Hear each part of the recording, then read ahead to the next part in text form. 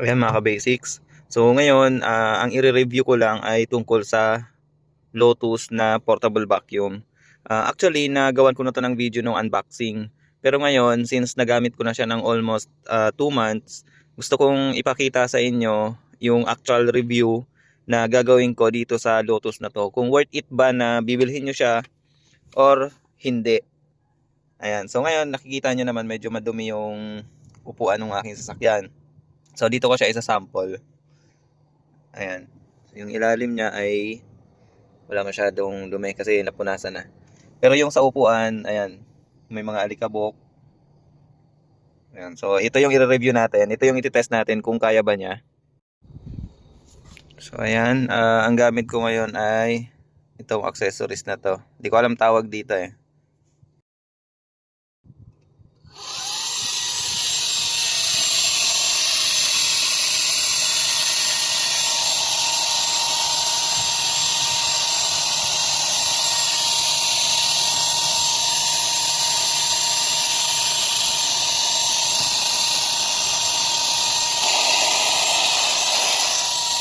So yan yung low. Gagawin ko, i-high ko siya.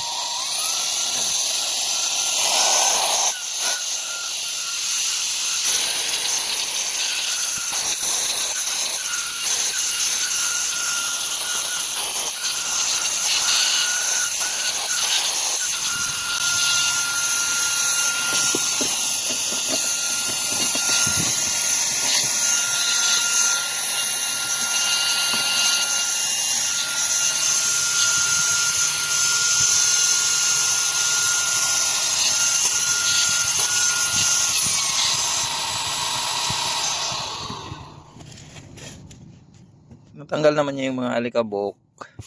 So yan, yung original color talaga yan yung ano eh. Hindi kasi to black. So I think natanggal naman. Ngayon, ang susubukan natin ay kung tatagal ba tong vacuum na to.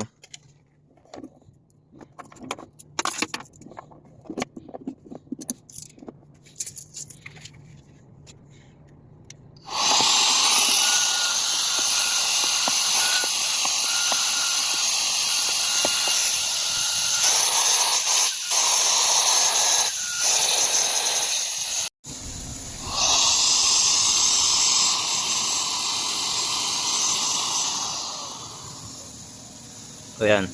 So wala pang ilang minuto namatay na.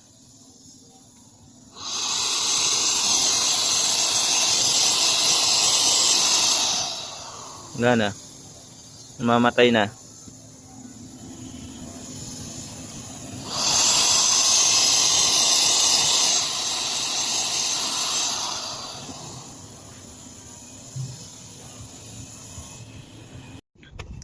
So ayun nga mga ka-basics, no. Parang wala pa sigurong 5 minutes from full charge.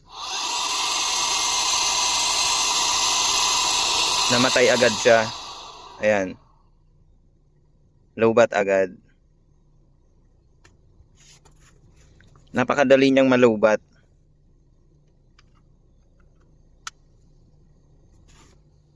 Yun, kung isa-charge natin siya. Ayan, charging. So ang problema sa vacuum na to, okay sana siya. Malakas naman sana yung sanction niya. Ang problema, parang wala pang 5 minutes, namamatay na. Hindi siya kagaya ng ibang portable na vacuum. So kung ito ang bibilhin nyo, mas maganda, marirecommend ko, bumili na lang kayo ng Xiaomi na portable vacuum. Kasi sayang lang yung pera nyo dito. Actually, bago ko siya gamitin ngayon, na-experience ko na siya ng ilang beses na talagang napakadali niyang malowbat, namamatay agad. Kaya ako naman siya ginawa ng video ngayon para maipakita ko sa inyo yung functionality niya, kung malakas nga ba.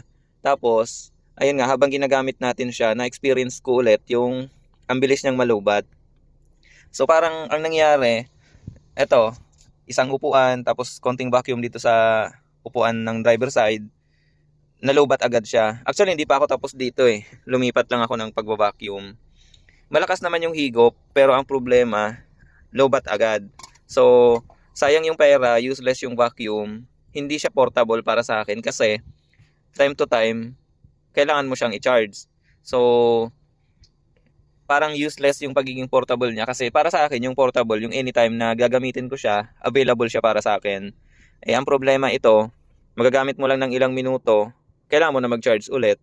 Di sana mas maganda kung yung nakakabit na lang dito. At least matatapos mo yung gagawin mo. Kasi kung ito yung gagawin mo, itong gagamitin mo, itong Lotus vacuum na to, hindi mo matatapos yung gagawin mo, lobat na. So sayang, wag na wag kayong bibili ng brand na to pagdating sa portable vacuum. Itong model na to.